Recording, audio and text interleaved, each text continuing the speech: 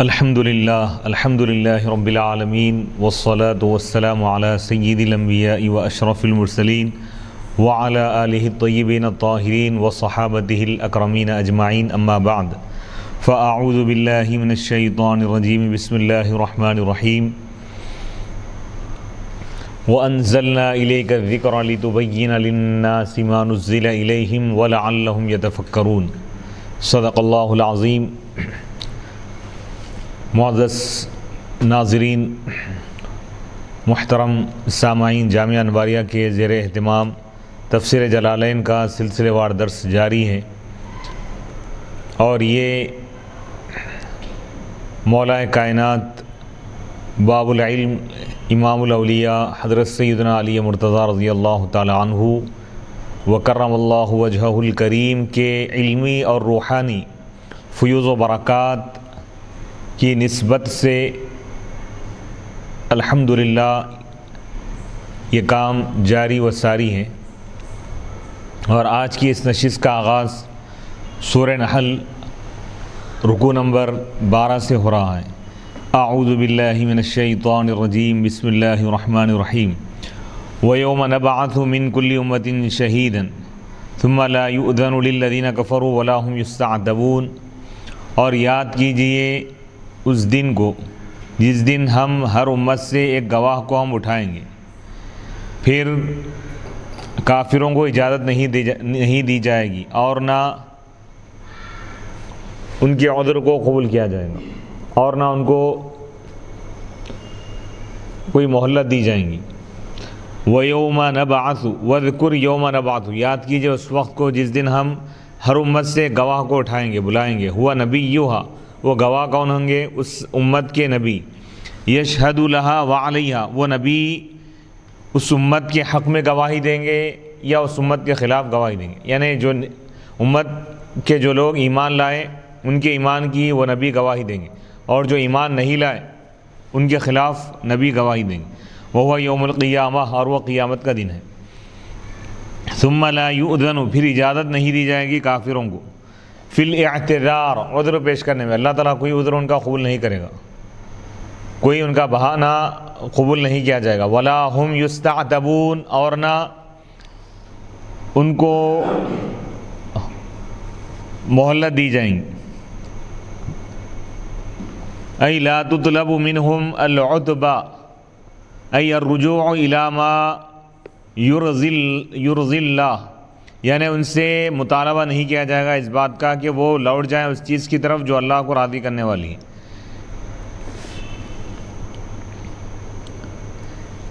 یعنی آخرت میں اگر وہ لوگ مانیں گے،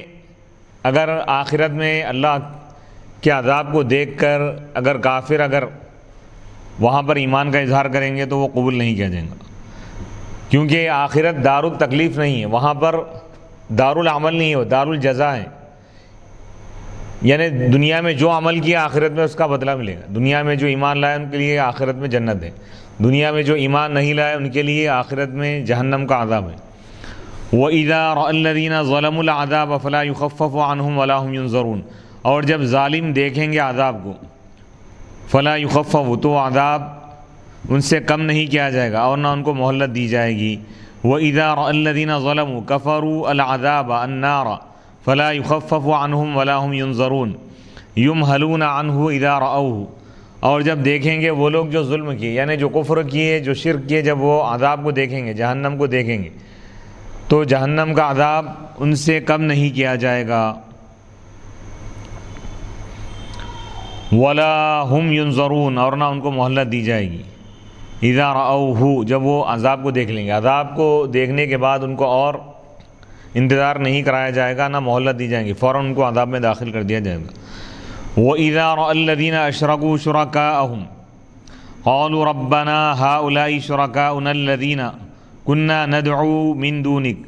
فَأَلْقَوْا إِلَيْهِمُ الْقَوْلَ إِنَّكُمْ لَكَاذِبُونَ، اور جب مشرکین دیکھیں گے اپنے شرکا کو، یعنی شیاطین وغیرہ اور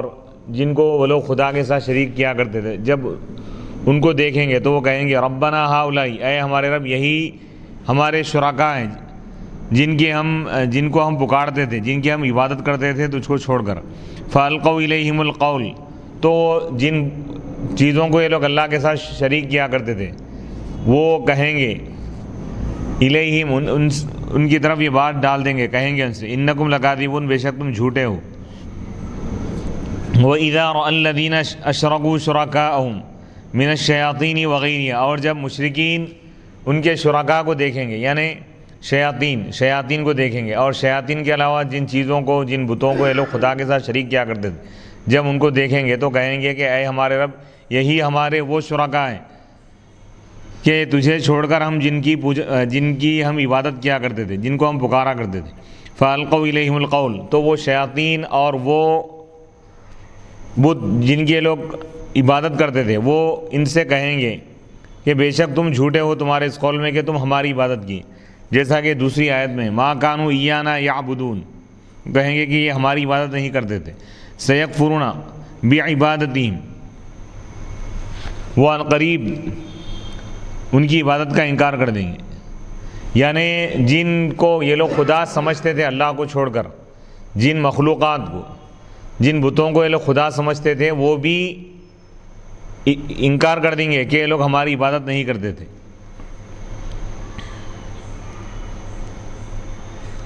وَأَلْقَوْا إِلَى اللَّهِ يَوْمَئِذٍ السَّلَامَ وَضَلَّ عَنْهُمْ مَا كَانُوا يَفْتَرُونَ، اور وہ اللہ کی بارگاہ میں اس وقت، اس دن ہتھیار ڈال دیں گے، یعنی اللہ کے حکم کے آگے جھک جائیں گے لوگ۔ وَضَلَّ غَابَ عَنْهُمْ، اور ان سے وہ چیزیں غائب ہو جائیں گی جس کو وہ کھڑا کرتے تھے، یعنی من ان آلہتہم، کہ ان کے خدائیں ان کی شفاعت کریں گے، سفارش کریں گے، یہ جو ان کا دعویٰ تھا وہ تمام چیزیں ختم ہو جائیں گی۔ الذین کفروا وصدوا الناس عن سبیل اللہ دینہ زدناہم عذابا فوق العذاب بما كانوا یفسدون، وہ لوگ جو کفر کی اور لوگوں کو اللہ کے راستے سے روکے تو ہم ان کے عذاب میں اور اضافہ کریں گے عذاب کے اوپر، یعنی جس عذاب کے وہ مستحق ہو گئے تھے ان کے کفر کی وجہ سے، اس میں اور مزید ہم ان کے عذاب میں اضافہ کریں گے۔ قال ابن مسعود، حضرت عبداللہ بن مسعود رضی اللہ تعالیٰ عنہ فرماتے ہیں اقارب انیابها کالنخل الطوال، ان کے کونچلیاں ہوں گے کالنخل الطوال، یعنی اونچے اونچے کھجور کے درختوں کی طرح۔ بما کانوا، ان کے افساد کی وجہ سے، ان کے فساد برپا کرنے کی وجہ سے، بصدہم الناس، ان کے روکنے کی وجہ سے لوگوں کو، عن الایمان، ایمان سے، یعنی ایک تو وہ خود ایمان سے روکے پھر دوسروں کو روکے، اس لیے اللہ تعالیٰ ان کو دگنا عذاب دے گا۔ ایک تو ایمان وہ لوگ نہیں لائے، کفر کی، ان کے کفر کی وجہ سے ایک عذاب دیا جائے، اور دوسروں کو جو روکے ایمان لانے سے، اس کا عذاب بھی ان کو دیا جائے گا۔ وَيَوْمَ نَبْعَثُ فِي كُلِّ أُمَّةٍ شَهِيدًا عَلَيْهِمْ مِنْ أَنفُسِهِمْ وَيَوْمَ نَبْعَثُ فِي كُلِّ أُمَّةٍ شَهِيدًا عَلَيْهِمْ مِنْ أَنفُسِهِمْ وَجِئْنَا بِكَ شَهِيدًا عَلَى هَؤُلَاءِ وَنَزَّلْنَا عَلَيْكَ الْكِتَابَ تِبْيَانًا لِكُلِّ شَيْءٍ وَهُدًى وَرَحْمَةً وَبُشْرَى لِلْمُسْلِمِينَ۔ اور یاد کیجئے اس دن کو جس دن ہم بھیجیں گے، ہر امت میں سے اٹھائیں گے، شہیداً ایک گواہ کو، علیہم ان پر، من انفسہم ان کے نفسوں میں سے، یعنی انہی میں سے، یعنی اس امت کے نبی کو ہم گواہ بنا کر اٹھائیں گے۔ وجئنا بک، اور اے محمد صلی اللہ علیہ وسلم ہم آپ کو گواہ بنا کر لائیں گے، علی ہؤلاء، ان سب پر، ونزلنا علیک الکتاب، اور ہم نے آپ پر کتاب نازل کی، یعنی قرآن، تبیانا، اس حال میں کہ وہ قرآن تبیان ہے، مکمل اور مفصل اور واضح بیان ہے ہر چیز کا، یحتاج الناس الیہ، لوگ جس کے محتاج ہوتے ہیں، من امر الشریعہ، شریعت کا معاملہ، وہدن، اور ہدایت ہے، ورحمہ، اور رحمت ہے، وبشریٰ للمسلمین، اور مسلمانوں کے لیے خوشخبری ہے۔ تو قرآن کے اتنے صفات اللہ تعالیٰ بیان فرما رہا ہے کہ یہ تبیان ہے، بیان ہے ہر چیز کا، اور ہدایت ہے، اور رحمت ہے، اور خوشخبری ہے جنت کی مسلمانوں کے لیے، الموحدین، اللہ کو جو لوگ ایک مانتے ہیں ان کے لیے۔ سورہ نحل کے 12 رکوع مکمل ہو گئے، یہاں سے 13واں رکوع شروع ہو رہا ہے۔ ان اللہ یأمر بالعدل التوحید والانصاف، ان اللہ یأمر بالعدل والاحسان وایتاء ذی القربى وَيَنْهَى عَنِ الْفَحْشَاءِ وَالْمُنْكَرِ وَالْبَغْيِ يَعِظُكُمْ لَعَلَّكُمْ تَذَكَّرُونَ۔ بے شک اللہ تعالیٰ حکم دیتا ہے، حکم فرماتا ہے بالعدل، انصاف کرنے کا، والاحسان اور احسان کرنے کا، وَإِيتَاءِ ذِي الْقُرْبَى اور قرابت داروں کو، رشتہ داروں کو دینے کا، ان پر خرچ کرنے کا اللہ تعالیٰ حکم دیتا ہے، حکم فرماتا ہے۔ وَيَنْهَى عَنِ الْفَحْشَاءِ اور وہ فحش کاموں سے روکتا ہے، والمنکری اور برائیوں سے وہ روکتا ہے، والبغی اور ظلم سے روکتا ہے، یعظکم وہ تم کو نصیحت کرتا ہے، لعلکم تذکرون تاکہ تم نصیحت حاصل کرو۔ ان اللہ یأمر بالعدل التوحید او الانصاف والاحسان ای اداء الفرائض او ان تعبد اللہ کأنک تراہ کما فی الحدیث وَإِيتَاءِ إِعْطَاءِ ذِي الْقُرْبَى الْقَرَابَةِ خَصَّهُ بِالذِّكْرِ اهْتِمَامًا بِهِ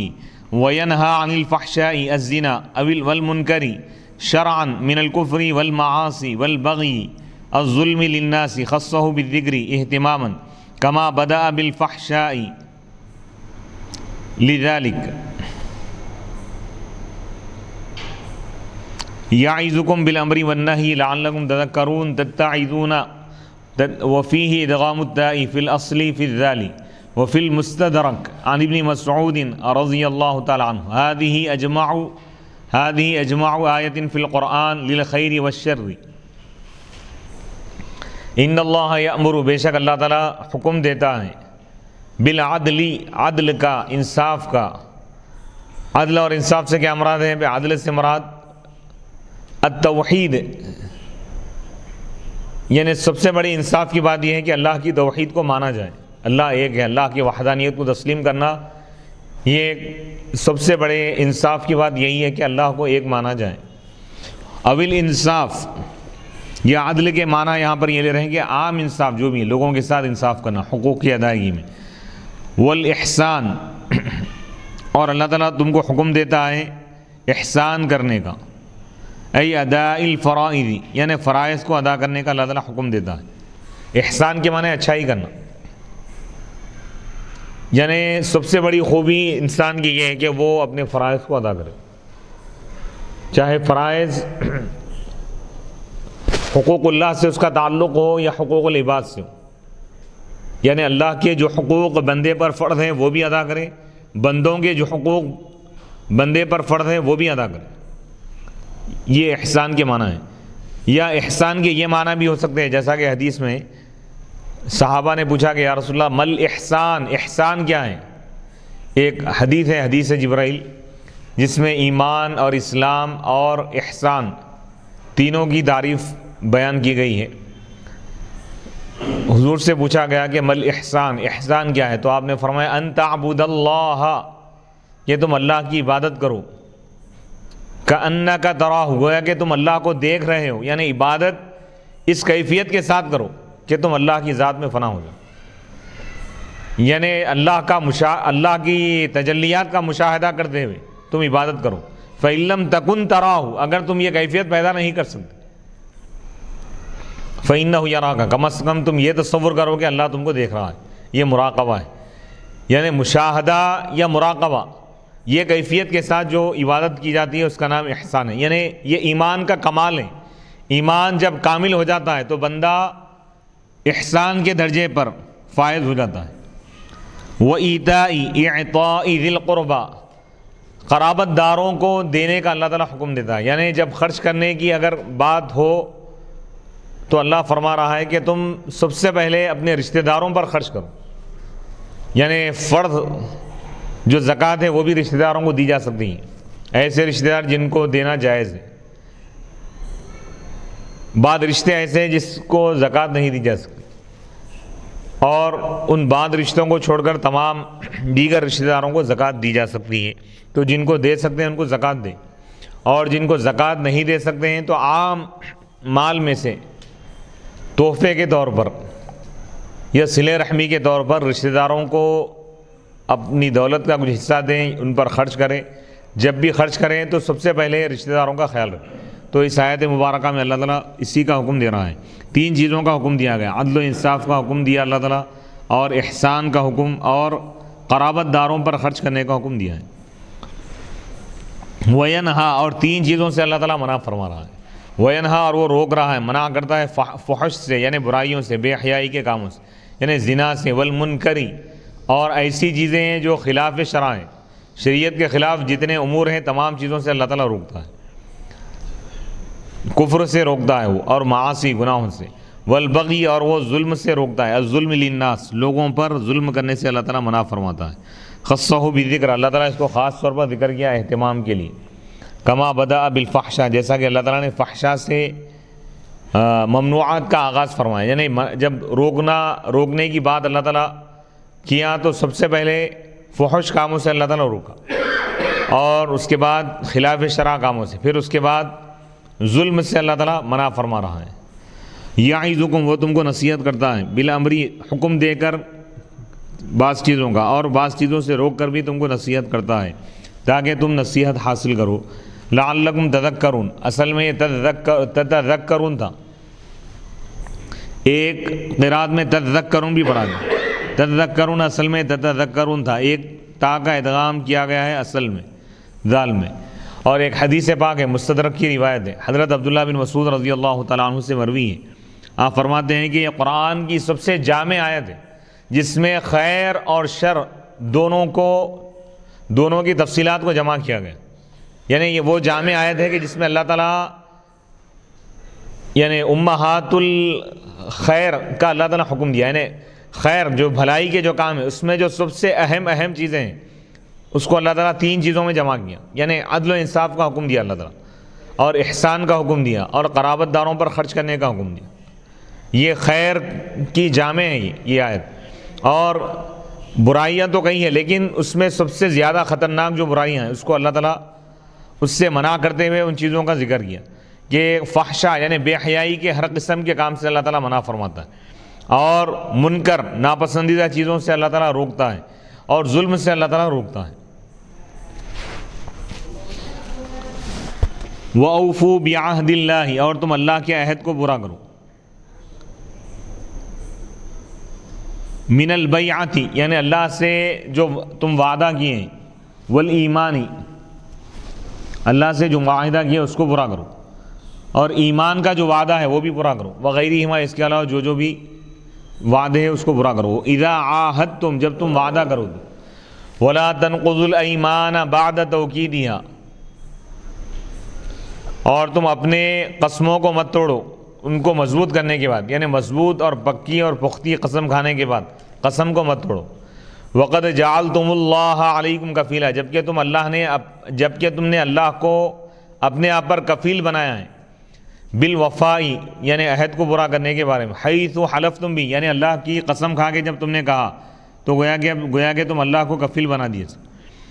اور یہ جملہ حال ہے, ان اللہ یعلم ما تفعلون, بے شک اللہ تعالیٰ جانتا ہے ان چیزوں کو جو کچھ تم کرتے ہو. یہ دھمکی ہے ان کے لیے. ولا تکونوا,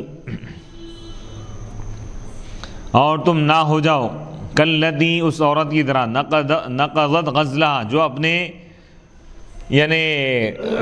غزل کو, جو اپنے یعنی جوڑی ہوئی چیز کو توڑ دیتی ہے. افسدت, جس نے بگاڑ دیا, غزلہا ما غزلتو, اس چیز کو جس کو اس نے کاتا تھا, یعنی سوت جیسا کاتا جاتا ہے, یعنی جیسے خواتین سوت یعنی اون سے کوئی چیز بناتی ہیں, تو اس چیز کا اللہ تعالیٰ ذکر فرما رہا ہے کہ تم اپنے وعدوں کو اس طرح مت توڑو جس طرح ایک مثال دی گئی ہے.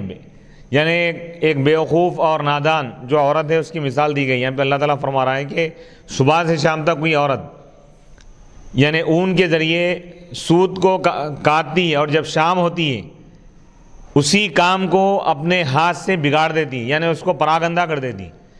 تو اللہ تعالیٰ فرما رہا ہے کہ تم اپنی زبانوں سے کیے ہوئے عہد اور وعدے کو مت توڑو. ولا تکونوا, اور تم نہ ہو جاؤ یعنی وعدوں کو توڑنے والے. تتخذون ایمانکم دخلا بینکم ان تکون امۃ ہی اربا من امہ, یعنی تم اپنے قسموں میں دھوکے کو داخل مت کرو،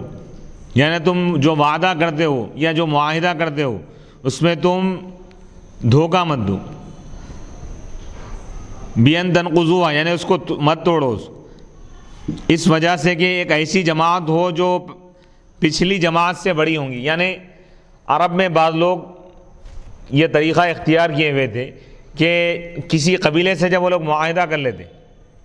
عہد کر لیتے، دوستی کر لیتے، اگر اس سے زیادہ طاقتور یا زیادہ تعداد والا یا زیادہ دولت والا قبیلہ اگر نظر آتا تو ان کے وعدے کو توڑ کر ان سے دوستی کر لیتے۔ تو اللہ تعالیٰ منع فرما رہا ہے کہ یہ انتہائی بد اخلاقی کی بات ہے، اور یہ یعنی دنیاوی دولت یا دنیاوی اثر و رسوخ کے خاطر عہد اور پیمان کو توڑنا بہت بڑا گناہ ہے۔ وَكَانُوا يُحَالِفُونَ الْحُلَفَاءَ اور وہ حلفاء حلیفوں سے دوستی کرتے تھے، فَإِذَا وَجَدُوا بس جب وہ ان سے زیادہ تعداد والے قبیلے کو پاتے، زیادہ عزت اور عظمت والے کو پاتے، تو وہ ان لوگوں کی دوستی کو توڑ دیتے اور ان لوگوں سے دوستی کر لیتے۔ انما یبلوکم اللہ، انما یبلوکم اللہ بہ، بے شک اللہ تعالیٰ اس کے ذریعے تم کو آزما رہا ہے، ای بما امر بہ یعنی اس چیز کے ذریعے جس کا اس نے تم کو حکم دیا ہے، من الوفاء بالعہد وعدے کو پورا کرنے کا حکم دے کر، لینظر المطیع منکم والعاصی تاکہ اللہ تعالیٰ ظاہر کرے کہ تم میں سے کون اطاعت کرنے والا ہے اور کون نافرمان ہے۔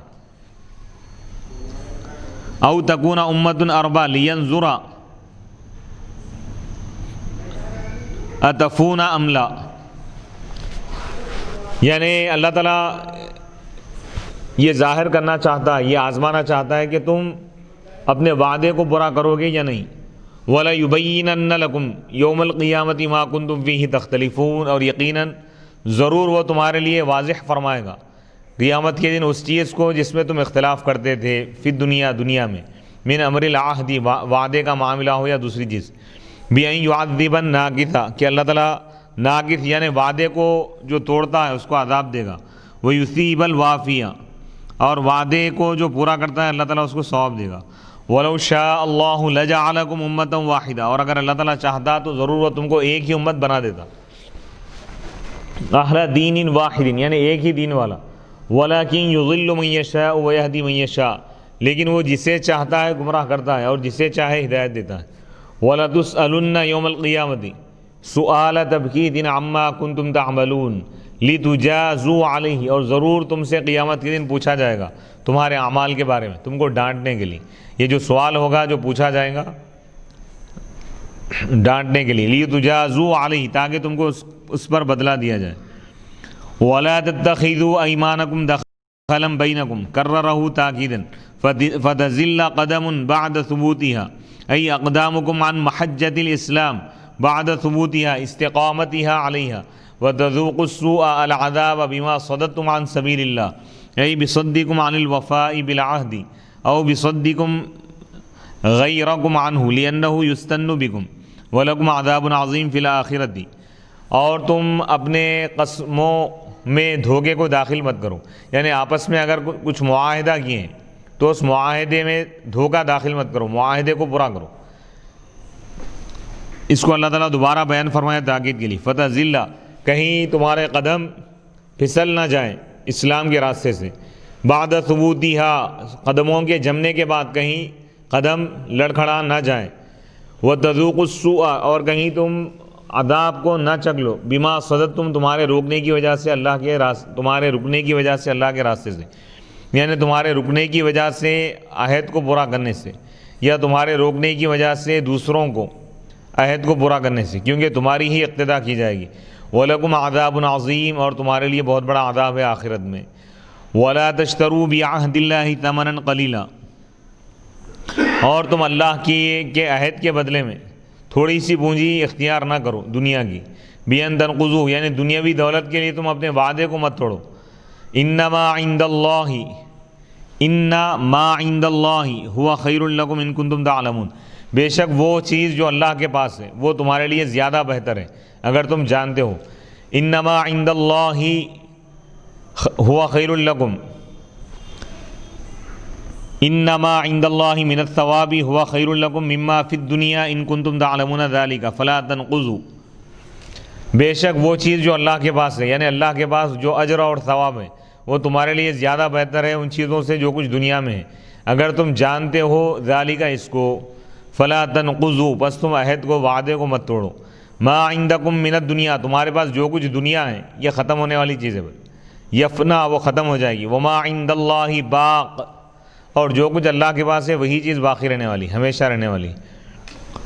وَلَنَجْزِيَنَّ الَّذِينَ صَبَرُوا أَجْرَهُمْ بِأَحْسَنِ مَا كَانُوا يَعْمَلُونَ، اور ضرور ہم بدلہ دیں گے ان لوگوں کو جو صبر کی، اجرہم، ان کا پورا پورا اجر ہم دیں گے ان کو، بِأَحْسَنِ مَا كَانُوا يَعْمَلُونَ، ان کے بہترین عمل کی وجہ سے۔ وَلَنَجْزِيَنَّ، متکلم کے صیغے کے ساتھ بھی پڑھا گیا اس کو، اور غائب کی، وَلَا يَجْزِيَنَّ، وَلَا يَجْزِيَنَّ، ضرور بضرور اللہ تعالیٰ وہ جزا دے گا، بدلہ دے گا ان لوگوں کو جو صبر کی، علی الوفاء بالعہود، وعدوں کو پورا کرنے پر جمے رہے، ڈٹے رہے، اجرہم، ان کا اجر دے گا، بِأَحْسَنِ مَا كَانُوا يَعْمَلُونَ، ان کے حسن عمل کی وجہ سے۔ من عمل صالحا من ذکر او انثى وهو مؤمن فلنحيينه حياة طيبة قیل هي حیاة الجنة وقیل فی الدنیا بالقناعة بالرزق الحلال وَلَنَجْزِيَنَّهُمْ أَجْرَهُمْ بِأَحْسَنِ مَا كَانُوا يَعْمَلُونَ، جو کوئی عمل کرے گا صالحاً، اچھا عمل، من ذکر، چاہے وہ مرد ہو چاہے وہ عورت ہو، وَهُوَ مُؤْمِنٌ، بشرطے کہ وہ مومن ہو، فَلَنُحْيِيَنَّهُ، تو ضرور ہم اس کو زندگی عطا کریں گے، اچھی زندگی، یعنی کہا گیا کہ اس سے مراد کیا ہے، اچھی زندگی سے جنت کی زندگی، یعنی جنت اللہ تعالیٰ عطا فرمائے گا، اس میں خوشگوار زندگی ہوگی، اور کہا گیا ہے کہ دنیا میں اللہ تعالیٰ اچھی زندگی عطا فرمائے گا، بالقناعت، اللہ تعالیٰ قناعت کی توفیق اس کو عطا فرمائے گا، قانع بنا دے گا، والرزق الحلال، اور حلال رزق اللہ اس کو عطا فرمائے گا، وَلَنَجْزِيَنَّهُمْ، اور ضرور ہم ان کو بدلہ دیں گے، ان کا ثواب ہم ان کو پورا پورا دیں گے، بِأَحْسَنِ مَا كَانُوا يَعْمَلُونَ، ان کے حسن عمل کی وجہ سے۔ فَإِذَا قَرَأْتَ الْقُرْآنَ فَاسْتَعِذْ بِاللَّهِ مِنَ الشَّيْطَانِ الرَّجِيمِ، بس جب تم قرآن پڑھو، یعنی قرآن پڑھنے کا ارادہ کرو تو تم اللہ کی پناہ مانگو شیطان مردود سے، یعنی اعوذ باللہ من الشیطان الرجیم پڑھو۔ تو اس آیت کی روشنی میں فقہاء کرام فرماتے ہیں کہ قرآن کی تلاوت سے پہلے اعوذ باللہ من الشیطان الرجیم پڑھنا واجب ہے، کیونکہ اللہ تعالیٰ حکم دیا ہے، حکم وجوب یا فرض پر دلالت کرتا ہے، یعنی میں اللہ کی پناہ مانگتا ہوں شیطان رجیم سے۔ انہ لیس لہ سلطان تسلط علی الذین آمنوا وعلی ربہم یتوکلون، بے شک اس کو، یعنی شیطان کو تسلط حاصل نہیں ہے ان لوگوں پر جو ایمان لائے اور اپنے رب پر جو بھروسہ کرتے ہیں۔ انما سلطانہ، یعنی ایمان والوں پر اور توکل کرنے والوں پر اس کا وار نہیں چل سکتا، اور شیطان ان کو نہیں بہکا سکتا۔ انما سلطانہ علی الذین یتولونہ بطاعتہ والذین ہم بہ، ای اللہ تعالی مشرکون، یقیناً اس کا غلبہ، یعنی شیطان کا تسلط ان لوگوں پر چلتا ہے جو شیطان سے دوستی کرتے ہیں شیطان کی بات سن کر، اور وہ لوگ جو اللہ کے ساتھ شرک کرتے ہیں ان کو شیطان بہکا سکتا ہے۔ اب یہاں تک سورہ نحل کا 13واں رکوع مکمل ہوگا، یہاں سے رکوع نمبر 14 شروع ہو رہا ہے۔ وَإِذَا بَدَّلْنَا آیَةً مَكَانَ آیَةٍ وَاللَّهُ أَعْلَمُ بِمَا يُنَزِّلُ قَالُوا إِنَّمَا أَنْتَ مُفْتَرٍ بَلْ أَكْثَرُهُمْ لَا يَعْلَمُونَ، اور جب ہم کوئی آیت بدلتے ہیں ایک آیت کی جگہ پر، یعنی ایک آیت کو ہٹا کے ہم جب دوسری آیت لاتے ہیں، نازل کرتے ہیں، اور اللہ تعالیٰ اچھی طرح جانتا ہے اس چیز کو جو وہ نازل فرماتا ہے، تو کفار کہتے ہیں نبی سے کہ بے شک آپ گھڑ لینے والے ہیں، یعنی اپنی طرف سے بنا کر پیش کر رہے ہو، تو اللہ تعالیٰ اس کا رد کرتے ہوئے فرما رہا ہے کہ بل اکثرہم لا یعلمون، بلکہ ان میں سے اکثر لوگ نہیں جانتے قرآن کی حقیقت کو اور قرآن کی حقانیت۔ وَإِذَا بَدَّلْنَا آیَةً مَكَانَ آیَةٍ بِنَسْخِهَا وَإِنزَالِ غَيْرِهَا لِمَصْلَحَةِ الْعِبَادِ وَاللَّهُ أَعْلَمُ بِمَا يُنَزِّلُ قَالُوا أَيَّ الْكُفَّارُ لِلنَّبِيِّ صلی اللہ علیہ وسلم إِنَّمَا أَنْتَ مُفْتَرٍ كَذَّابٌ تَقُولُهُ مِنْ عِنْدِكَ بَلْ أَكْثَرُهُمْ لَا يَعْلَمُونَ حَقِيقَةَ الْقُرْآنِ وَفَائِدَةَ النَّسْخِ، اور جب ہم بدلتے ہیں کوئی آیت ایک آیت کی جگہ پر، بنسخیہا، اس کو منسوخ کر کے، یعنی کوئی آیت ہم منسوخ کر کے اس کا حکم ختم کر کے دوسری آیت جب ہم نازل کرتے ہیں بندوں کے فائدے کے لیے، اور اللہ تعالیٰ اچھی طرح جانتا ہے اس چیز کو جو اللہ نازل فرما رہا ہے۔ تو کفار کہتے ہیں نبی صلی اللہ علیہ وسلم سے، بے شک آپ جھوٹے ہیں، آپ اپنی طرف سے گھڑ رہے ہیں، اپنی طرف سے کہہ رہے ہیں، بل اکثرهم لا يعلمون، نبی جھوٹے نہیں ہیں، نبی تو سچے ہیں، بلکہ ان میں سے اکثر لوگ قرآن کا رد جو کرنے والے ہیں، قرآن کا انکار کرنے والے ہیں، یہ لوگ نہیں جانتے قرآن کی حقیقت کو اور نسخ کے فائدے کو۔ یعنی پہلے حکم کو ختم کر کے اللہ تعالیٰ جب دوسرا حکم نازل فرماتا ہے، ایک آیت کو اٹھا کر دوسری آیت کو جب نازل فرماتا ہے تو اس میں بندوں کے لیے فائدہ ہوتا ہے۔ قل نزلہ روح القدس من ربک بالحق لیثبت الذین آمنوا وہدی وبشریٰ للمسلمین، اے رسول آپ فرما دیجئے ان سے، اس قرآن کو لے کر اترے روح القدس، پاکیزہ روح، یعنی جبرائیل علیہ السلام، من ربک، آپ کے رب کی جانب سے، بالحق، حق کے ساتھ، لیثبت الذین آمنوا، تاکہ وہ ایمان والوں کو ثابت قدم رکھیں ایمان پر، اور وہ قرآن ہدایت ہے اور خوشخبری ہے مسلمانوں کے لیے۔ وَلَقَدْ نَعْلَمُ لِلتَّحْقِيقِ وَلَقَدْ نَعْلَمُ أَنَّهُمْ يَقُولُونَ إِنَّمَا يُعَلِّمُهُ بَشَرٌ لِسَانُ الَّذِي يُلْحِدُونَ إِلَيْهِ أَعْجَمِيٌّ وَهَذَا لِسَانٌ عَرَبِيٌّ مُبِينٌ وَلَقَدْ نَعْلَمُ أَنَّهُمْ يَقُولُونَ إِنَّمَا يُعَلِّمُهُ الْقُرْآنُ بَشَرٌ وَهُوَ قَيْنٌ نَصْرَانِيٌّ وَكَانَ النَّبِيُّ صلی اللہ علیہ وسلم يَدْخُلُ عَلَيْهِ قَالَ تَعَالَى لسان لغت الذي يلحدون إليه يميلون إليه أنه يعلمه أعجمي أنه يعلمه أعجمي وهذا القرآن أنه يعلمه أعجمي وهذا القرآن لسان عربي مبين ذو بيان وفصاحة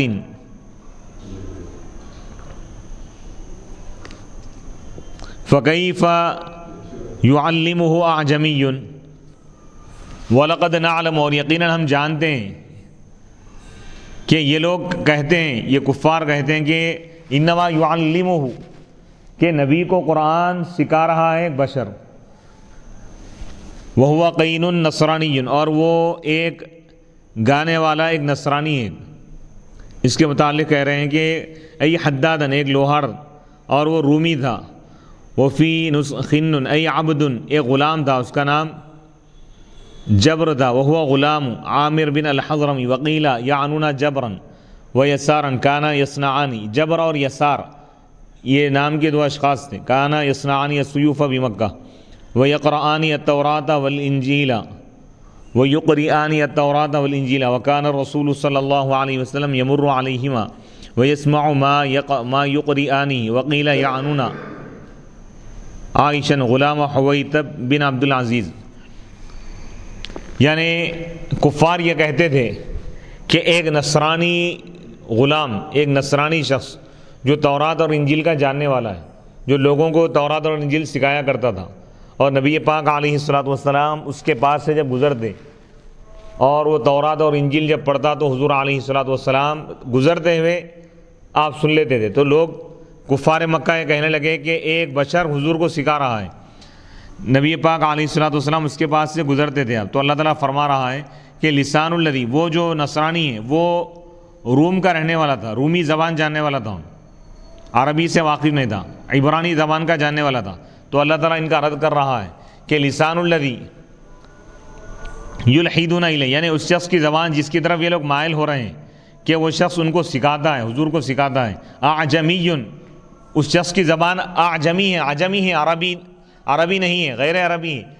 یعنی وہ عبرانی زبان کا جاننے والا ہے، عربی سے واقف نہیں ہے، اور یہ قرآن فصیح و بلیغ عربی زبان میں ہے۔ تو اللہ تعالیٰ ان کافروں کا رد کرتے ہوئے فرما رہا ہے کہ کفار یہ کہنے لگے کہ حضور کو ایک عبرانی زبان کا جاننے والا، ایک نصرانی شخص تورات اور انجیل کا جاننے والا حضور کو قرآن سکھا رہا ہے۔ تو اللہ تعالیٰ فرما رہا ہے کہ جس کافر کی طرف، جس نصرانی کی طرف یہ لوگ مائل ہو رہے ہیں اس کی زبان عجمی ہے اور یہ قرآن عربی زبان میں، تو وہ عربی زبان کیسے سکھا سکتا ہے؟ تو گویا کہ یہ بات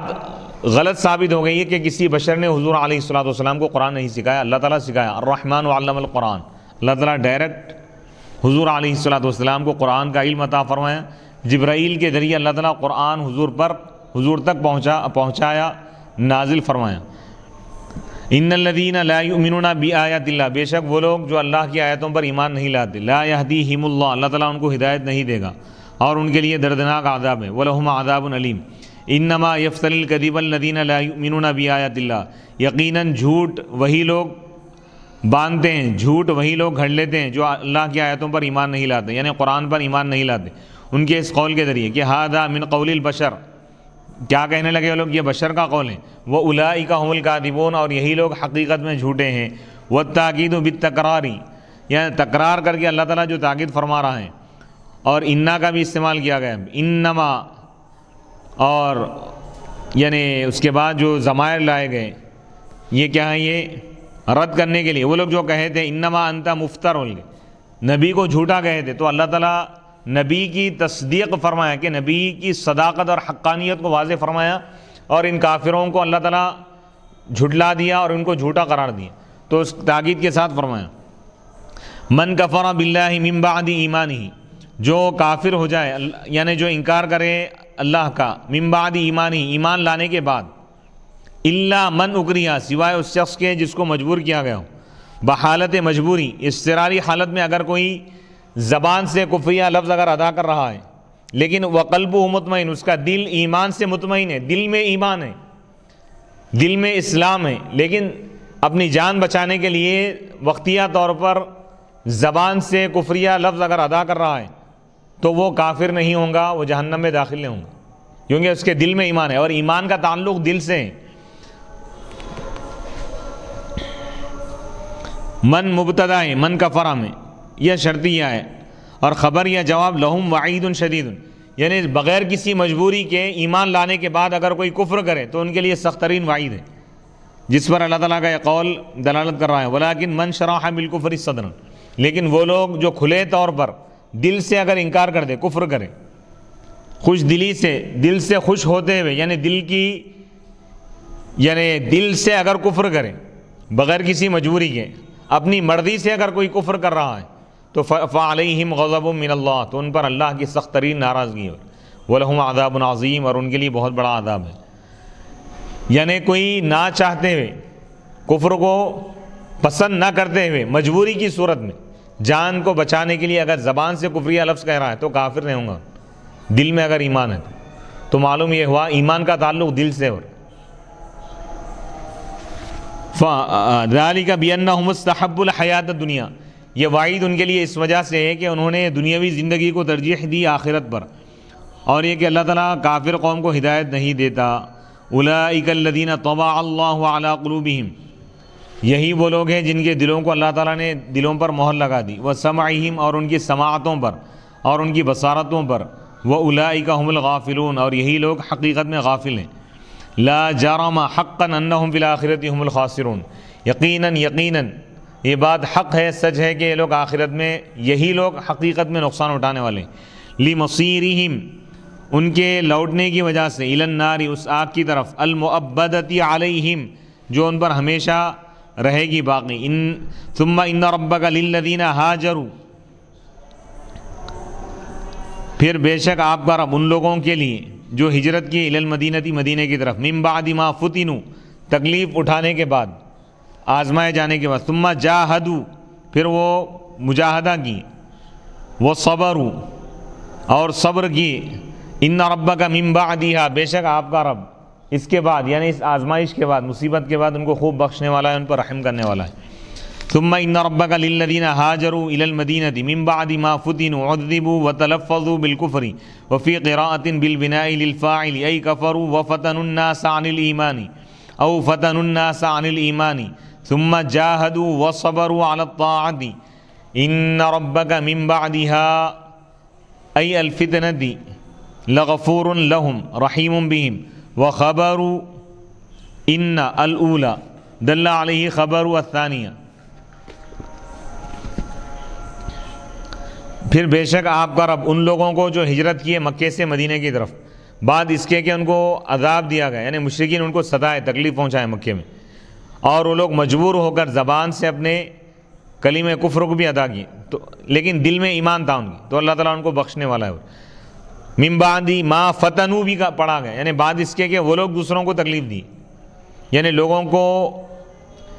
یعنی ایمان سے روکے لیکن بعد میں توبہ کر لی،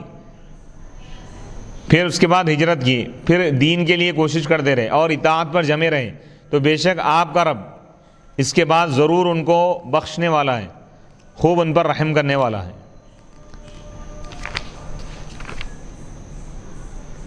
اب یہاں سے رکوع نمبر 15 شروع ہو رہا ہے، سورہ نحل کا 15واں رکوع۔ یوم تأتی کل نفس، یاد کیجئے اس دن کو جس دن ہر نفس آئے گا، تجادل، بحث کرتے ہوئے، حجت کرتے ہوئے، عن نفسہا، اپنے بارے میں، لا یہمھا غیرھا، دوسروں کی فکر اس کو مصروف نہیں رکھے گی، اور وہ قیامت کا دن، یعنی ہر شخص اپنے ہی بارے میں غور و فکر کرتا رہے گا اس دن، اور ہر نفس کو اس کے عمل کا پورا بدلہ دیا جائے گا، وہم لا یظلمون، اور ان پر کچھ بھی ظلم نہیں کیا جائے گا۔ وَضَرَبَ اللَّهُ مَثَلًا قَرْيَةً كَانَتْ آمِنَةً مُطْمَئِنَّةً يَأْتِيهَا رِزْقُهَا رَغَدًا مِنْ كُلِّ مَكَانٍ فَكَفَرَتْ بِأَنْعُمِ اللَّهِ فَأَذَاقَهَا اللَّهُ لِبَاسَ الْجُوعِ وَالْخَوْفِ بِمَا كَانُوا يَصْنَعُونَ۔ اور اللہ تعالیٰ ایک مثال بیان کیا، قریۃً، کیا مثال ہے؟ وہ ایک ایسی بستی کی، ایسی بستی والوں کی اللہ تعالیٰ مثال بیان کی، کانت آمنۃ، جو مطمئن تھے، بے خوف تھے، امن میں تھے، سکون میں تھے، مطمئنۃ، مطمئن تھے، یأتیہا رزقھا، ان کا رزق ان کے پاس آتا تھا، رغداً، کشادہ، من کل مکان، ہر جگہ سے، فکفرت بانعم اللہ، لیکن یہ لوگ اللہ کی نعمتوں کا انکار کیے، ان نعمتوں کا، ان نوازشوں کا تقاضا یہ تھا کہ وہ اللہ پر ایمان لاتے، لیکن الٹا یہ لوگ اللہ کا انکار کرنے لگے، اللہ کی نعمتوں کو جھٹلا دی، فاذاقها اللہ، تو اس کا نتیجہ کیا ہوا؟ تو اللہ تعالیٰ اس بستی والوں کو بھوک کا لباس اللہ تعالیٰ ان کو پہنا دی، بھوک اللہ تعالیٰ ان پر مسلط کر دیا، رزق کا جب احترام نہیں کی تو اللہ تعالیٰ ان کو غربت میں مبتلا کر دیا۔ اللہ اکبر۔ فاذاقها اللہ لباس الجوع والخوف، جب امن اور سکون کی جب قدر نہیں کی تو اللہ تعالیٰ ان کو خوف میں مبتلا کر دیا، بما کانوا یصنعون، ان کے کرتوت کی وجہ سے، ان کے برے اعمال کی وجہ سے۔ تو اس آیت سے معلوم یہ ہوا کہ اللہ تعالیٰ پرامن زندگی، پرسکون زندگی عطا کیا ہے، صحت اور عافیت، اور رزق بھی اللہ تعالیٰ کشادہ عطا کیا ہے، تو بندہ زندگی بھر اللہ کا شکر ادا کرتے ہوئے زندگی گزارے۔ اگر اس کی قدر نہیں کرے گا تو اللہ تعالیٰ خوشحالی کی جگہ بدحالی میں مبتلا کرے گا، صحت کی جگہ بیماری میں مبتلا کرے گا، امن کی جگہ خوف میں مبتلا کرے گا، خوشیوں کی جگہ اللہ تعالیٰ غموں میں مبتلا کرے گا، اللہ کی اگر ناشکری کرے۔ تو اس سے معلوم یہ ہوا کہ ناشکری کی وجہ سے بھی عذاب الہی، مصیبتوں کا نزول ہوتا ہے۔ وَضَرَبَ اللَّهُ مَثَلًا، اور اللہ تعالیٰ مثال بیان کیا ایک، وَيُبْدَلُ مِنْهُ، اور مثلاً سے بدل لایا جا رہا ہے، مثلاً مبدل منہ، قریۃً بدل، ایک بستی کی اللہ تعالیٰ، ایک علاقے کی، ایک شہر کی اللہ تعالیٰ مثال بیان کیا، ہی مکہ، وہ مکے والوں کی مثال ہے، والمراد اہلھا، مکے والوں کی اللہ تعالیٰ مثال بیان کر رہا ہے، کانت آمنۃ، مکے والے امن میں تھے، من الغارات، حملوں سے، حرم کی وجہ سے کوئی ان پر حملہ نہیں کرتا تھا، لا تہاج، ان پر حملے نہیں کیے جاتے تھے، مطمئنۃ، وہ مطمئن تھے، بولے لا تحتاج الی الانتقال عنہا، مکہ چھوڑ کے کسی اور جگہ جانے کی ان کو ضرورت نہیں تھی، لضیق، تنگی کی وجہ سے یا خوف کی وجہ سے۔ یاتیہا، یعنی انسان کوئی اپنا مقام جب چھوڑتا ہے یا تو خوف کی وجہ سے یا تو رزق کے لیے، کسی مقام پر اگر اس کو خوف ہے تو اس مقام کو چھوڑ دیتا ہے، یا اگر رزق کی تنگی ہے تو رزق کے لیے دوسرے مقام پہ جاتا ہے، تو اللہ تعالیٰ ان کے لیے ایسی نوبت ہی نہیں لایا تھا، ان کو امن بھی تھا، امن بھی اللہ تعالیٰ عطا فرمایا تھا ان کے لیے، اور ان کے لیے رزق بھی تھا۔ تو یہ بہت اہم چیزیں ہیں، رزق ہے لیکن انسان بے چینی اور خوف کی اگر حالت میں ہے تو رزق بھی اس کے لیے فائدہ مند نہیں، امن میں ہے لیکن رزق نہیں ہے تو بھی ان پریشان رہیں گے۔ تو یہ دو نعمتیں بہت بڑی نعمتیں ہیں، ایک تو یہ ہے کہ خوف سے اللہ تعالیٰ امن عطا کرے، اور خوشحال زندگی یعنی وافر مقدار میں اگر رزق اللہ عطا کرے تو یہ اللہ کی بڑی نعمت ہے۔ تو یاتیہا رزقھا، ان کے پاس رزق آتا تھا ان کا، رغداً، واسعاً، کشادہ، من کل مکان، ہر جگہ سے، فکفرت، لیکن وہ بستی والے اللہ کی نعمتوں کو جھٹلا دی، اس کا انکار کی، بتکذیب النبی صلی اللہ علیہ وسلم، حضور کی جب بعثت ہوئی تو حضور کا انکار کر دیا، فاذاقها اللہ، تو اللہ تعالیٰ اس بستی والوں کو چکا دیا، لباس الجوع، بھوک کا لباس، بھوک کا لباس اللہ تعالیٰ ان کو پہنا دیا، اور فقوحیتوا، وہ قحط سالی میں مبتلا ہو گئے، 7 سنین 7 سال تک برپا،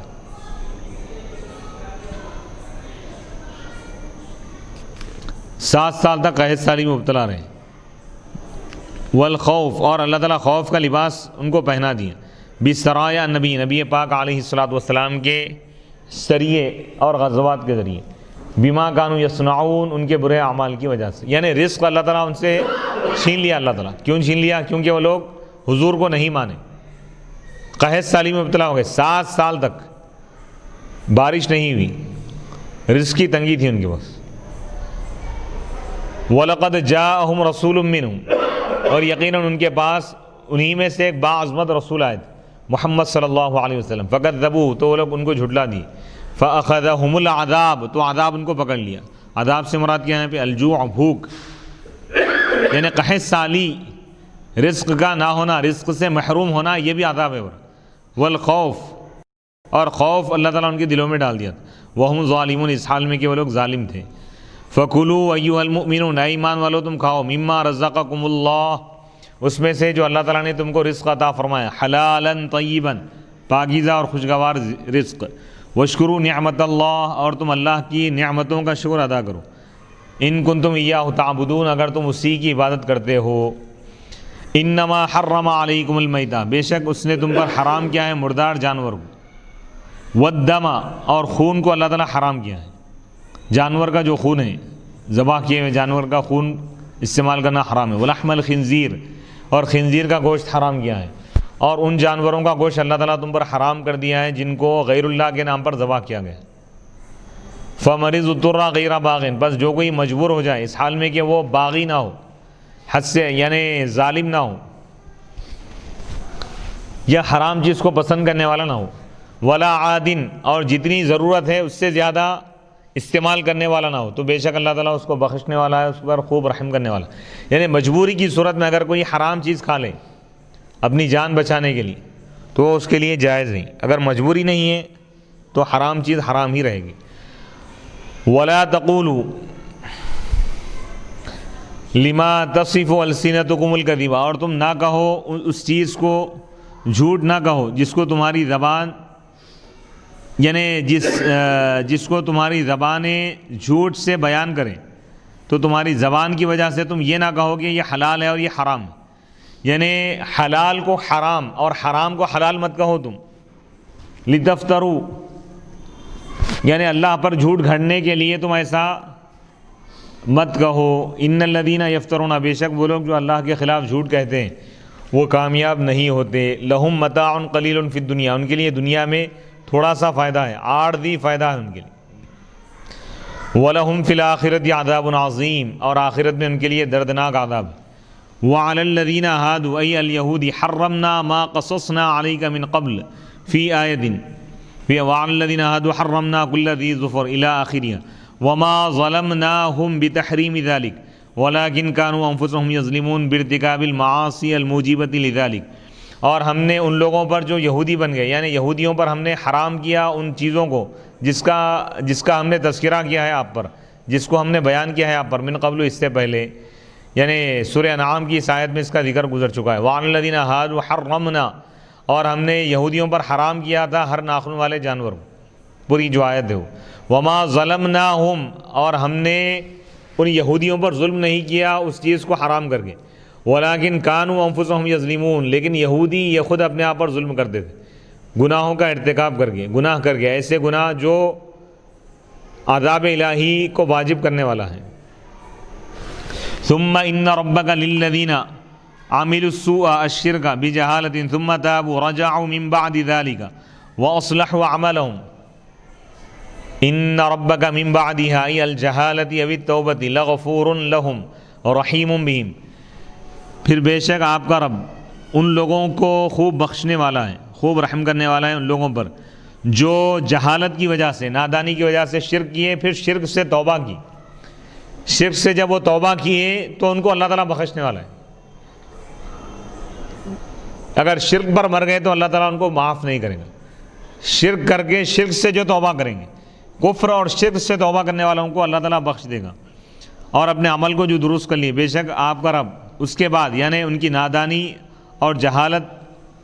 کے بعد اور ان کے توبہ کرنے کے بعد ان کو خوب بخشنے والا ہے، ان پر خوب رحم کرنے والا ہے۔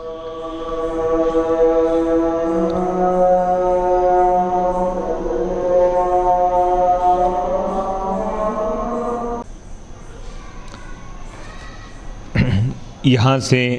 رکوع نمبر 16 شروع ہو رہا ہے، سورہ نحل کا آخری رکوع۔ ان ابراہیم کان امۃ قانتا للہ حنیفا ولم یک من المشرکین، بے شک حضرت ابراہیم علیہ السلام امام تھے، یعنی پیشوا تھے، اللہ کی اطاعت کرنے والے تھے، حنیفاً دین حق پر قائم تھے، ولم یک من المشرکین وہ مشرکین میں سے نہیں تھے۔ ان ابراہیم کان امۃ اماما قدوۃ جامعا لخصال الخیر قانتا مطیعا للہ حنیفا مائلا الی الدین القیم ولم یک من المشرکین، بے شک حضرت ابراہیم علیہ السلام پیشوا تھے، رہنما تھے، قدوۃً پیشوا تھے، جامعاً رہبر تھے، رہنما تھے، جامعاً لخصال الخیر خوبیوں کے کمالات کے پیکر تھے، قانتاً اللہ کی اطاعت کرنے والے تھے، حنیفاً حنیف تھے، دین حق پر قائم تھے، ولم یک من المشرکین اور وہ مشرکین میں سے نہیں تھے، شاکرا لانعمہ وہ اللہ کی نعمتوں کا شکر ادا کرنے والے تھے، اجتباہ اللہ تعالیٰ ان کو چن لیا تھا، اصطفاہ ان کو منتخب فرمایا تھا، وہداہ اور ان کو اللہ تعالیٰ ہدایت دیا تھا، ان کی رہنمائی فرمایا، الی صراط مستقیم سیدھے راستے کی طرف، وآتیناہ فی الدنیا حسنہ اور ہم نے دنیا میں ان کو حسنہ خوبی ہم نے ان کو عطا کی۔ اس میں غائب سے حاضر کی طرف متوجہ ہونا ہے، اب تک غائب سے ان کا ذکر ہو رہا تھا، غائبانہ، اب یہاں پہ متکلم کا صیغہ اللہ تعالیٰ استعمال فرمایا، متکلم کا صیغہ اللہ تعالیٰ لایا، وآتیناہ اور ہم نے ان کو عطا کیا دنیا میں، حسنہ کمال خوبی، ہی ثناء الحسن وہ اچھی تعریف ہے، بہترین تعریف ہے، فی کل اہل الادیان تمام مذاہب، یہودی اور عیسائی اور امت مسلمہ سب کے پاس آپ کی تعریف ہے، مقام۔ وَإِنَّهُ فِي الْآخِرَةِ لَمِنَ الصَّالِحِينَ اور بے شک حضرت ابراہیم علیہ السلام آخرت میں صالحین میں سے ہوں گے، یعنی ان لوگوں میں سے ہوں گے جن کے لیے بلند درجات ہیں۔ ثُمَّ أَوْحَيْنَا إِلَيْكَ يَا مُحَمَّدُ أَنِ اتَّبِعْ مِلَّةَ دِينَ إِبْرَاهِيمَ حَنِيفًا وَمَا كَانَ مِنَ الْمُشْرِكِينَ پھر ہم نے آپ کی طرف وحی کی، اے محمد صلی اللہ علیہ وسلم، اس بات کی وحی کی کہ آپ ملت ابراہیم دین ابراہیمی کی آپ اتباع کیجیے، حنیفاً اس حال میں کہ وہ حنیف تھے، ایک خدا کو ماننے والے تھے، وما کان من المشرکین اور وہ مشرکین میں سے نہیں تھے۔ کرر ردن اس کو مکرر لایا گیا ہے رد کرنے کے لیے، یہودیوں کے اور عیسائیوں کے دعوے کو رد کرنے کے لیے، انہم علی دینی یہودی اور عیسائی یہ دعویٰ کر رہے تھے کہ وہ لوگ حضرت ابراہیم علیہ السلام کے دین پر ہیں، تو ابراہیم علیہ السلام کا دین کیا تھا؟ ایمان اور اسلام کا تھا، توحید کا تھا، لیکن یہ لوگ توحید پر قائم نہیں ہیں یہودی۔ انما جعل السبت یقیناً ہفتے کے دن کی تعظیم فرض کی گئی تھی ان لوگوں پر جنہوں نے اس کے بارے میں اختلاف کیا تھا، اعلیٰ نبیہم اپنے نبی سے، وہم الیہود اور وہ یہودی ہیں، امیروا ان کو حکم دیا گیا تھا، ان یتفرغوا کہ وہ فارغ ہو جائے عبادت کے لیے جمعہ کے دن، تو ان لوگوں نے کہا کہ لا نرید ہم جمعہ کا دن نہیں چاہتے، واختاروا السبت ہفتے کے دن کو انہوں نے اختیار کیا، فشدد علیہم تو ان پر سختی کی گئی اس میں، یعنی شکار سے ان کو روکا گیا۔ وَإِنَّ رَبَّكَ لَيَحْكُمُ بَيْنَهُمْ یقیناً آپ کا رب فیصلہ فرمائے گا ان کے درمیان قیامت کے دن، فی ما كانوا فیہ یختلفون ان چیزوں میں جس کے بارے میں وہ اختلاف کرتے تھے، من امرہ یعنی اللہ کا جو حکم ہے، جو معاملہ ہے، بِأَن يُثِيبَ الطَّائِعَ کہ اللہ تعالیٰ اطاعت کرنے والے کو ثواب دے گا، وَيُعَذِّبَ الْعَاصِيَ نافرمان کو اللہ تعالیٰ عذاب دے گا، بِانْتِهَاكِ حُرْمَتِهِ کیونکہ نافرمان اللہ کی حرمت کو، اللہ کے احکام کی حرمتوں کو پامال کیا۔ ادعوا الناس یا محمد اے محمد صلی اللہ علیہ وسلم آپ لوگوں کو بلائیے، تمام انسانیت کو آپ دعوت دیجیے، الی سبیل ربک اپنے رب کے دین کی طرف آپ بلائیے، بالحکمت یہ حکمت کے ذریعے، حکمت کیا ہے؟ قرآن پر، بالقرآن قرآن کے ذریعے، قرآنی تعلیمات کے ذریعے، والموعظۃ الحسنہ اور بہترین نصیحت کے ذریعے، مواعظہ او القول الرفیق یا نرم گفتگو کے ذریعے، وجادلہم باللتی ہی احسن اور آپ ان سے بحث کیجئے اس طریقے سے جو اچھا ہو، مناظرہ ہو، مجادلہ ہو، وہ بھی بہترین انداز میں ہونا چاہیے، ای بالمجادلتی اس مجادلے کے ذریعے، اس بحث کے ذریعے، اس گفتگو کے ذریعے جو بہتر ہو، دعاء الی اللہ، جیسا اللہ کی طرف بلانا ہے، بآیاتہ، اس کے نشانیوں کے ذریعے، والدعاء الی حججہ، اللہ کی قدرت کے دلائل کی طرف، اللہ کی الوہیت، اللہ کے ایک ہونے کے جو دلائل ہیں اس کی طرف ان کو دعوت دو، یعنی علم اور حکمت کے ذریعے، اخلاق کے ذریعے، تین چیزوں کی طرف اشارہ کیا گیا کہ علم بھی ہو، حکمت بھی ہو اور اخلاق بھی ہو، اس کے ذریعے آپ اللہ کی توحید کی دعوت دیجیے۔ ان ربک هو اعلم، بے شک آپ کا رب اچھی طرح جانتا ہے ان لوگوں کو جو گمراہ ہو گئے، جو ہٹ گئے اللہ کے راستے سے، وهو اعلم بالمهتدین، اور وہ ہدایت یافتہ لوگوں کو بھی اچھی طرح جانتا ہے۔ فیجازیہم، تو اللہ تعالیٰ ہدایت یافتہ لوگوں کو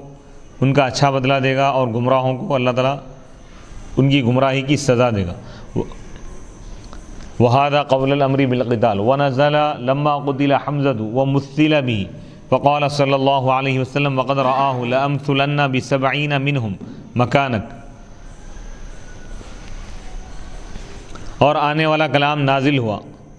جب حضرت حمزہ رضی اللہ تعالیٰ عنہ کو جنگ احد میں شہید کیا گیا اور ان کا مسلح کیا گیا۔ مسلح کا مطلب یہ کہ اعضاء کاٹ دیے گئے، تو اللہ کے رسول علیہ الصلوۃ والسلام نے فرمایا وقد رآہ، جب آپ نے ان کو دیکھا تو آپ نے فرمایا کہ میں ضرور مسلح کروں گا ان کے بدلے میں، ان کافروں میں سے 70 کافروں کا، مکانک اے امیر حمزہ، یعنی حضرت حمزہ رضی اللہ تعالیٰ عنہ کو شہید کرنے کے بعد کافروں نے کیا کیا، ان کے کلیجے کو باہر نکال دیا، کلیجے کو چبانے کی کوشش کرے، تو اللہ کے رسول علیہ الصلوۃ والسلام سخت ناراض ہو کے آپ فرمائیں کہ میں ان کافروں سے 70 کافروں سے میں اس کا بدلہ لوں، مکانہ کا اے امیر حمزہ، حضرت حمزہ رضی اللہ تعالیٰ عنہ کی ذات سے آپ مخاطب ہو کر فرما رہے ہیں ان کے وصال کے بعد۔ تو معلوم یہ ہوا، اور جو لوگ حضرت امیر حمزہ رضی اللہ تعالیٰ عنہ کو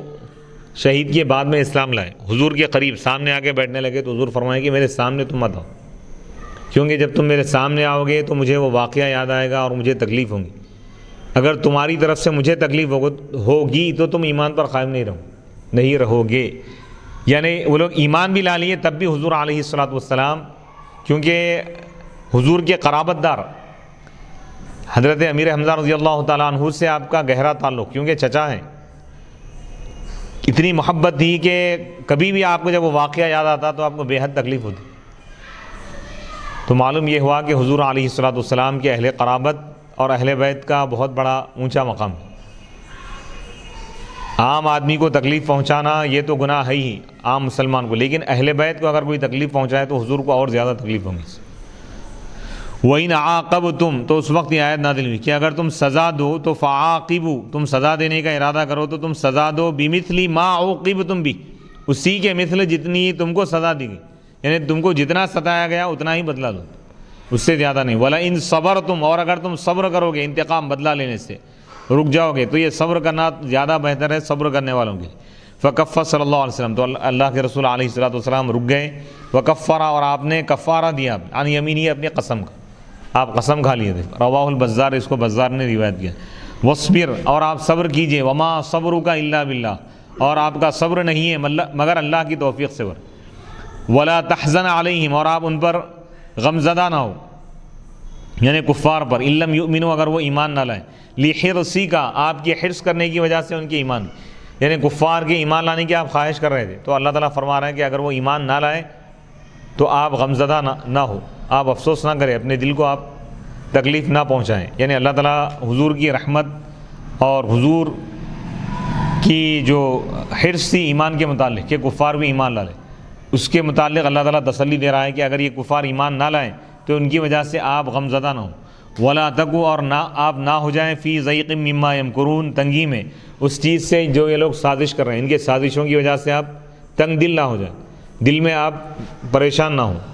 اَيْ لَا تَهْتَمَّ، یعنی آپ غمزدہ نہ ہو ان کے مکر کی وجہ سے، ان کے فریب کی وجہ سے، ان کی سازشوں کی وجہ سے۔ فَأَنَا نَاصِرُكَ، بس میں مدد کرنے والا ہوں آپ کی، علیہم، ان کے خلاف۔ إِنَّ اللَّهَ مَعَ الَّذِينَ اتَّقَوْا، یہ سورہ نحل کی آخری آیت۔ ان اللہ، بے شک اللہ تعالیٰ ان لوگوں کے ساتھ ہیں، اتقوا، جو کفر سے بچتے ہیں اور نافرمانیوں سے بچتے ہیں۔ متقین کے ساتھ ہے اللہ تعالیٰ. والذین هم محسنون، اور وہ لوگ جو احسان کرنے والے ہیں، اچھائی کرنے والے ہیں، ان کے ساتھ ہے اللہ تعالیٰ.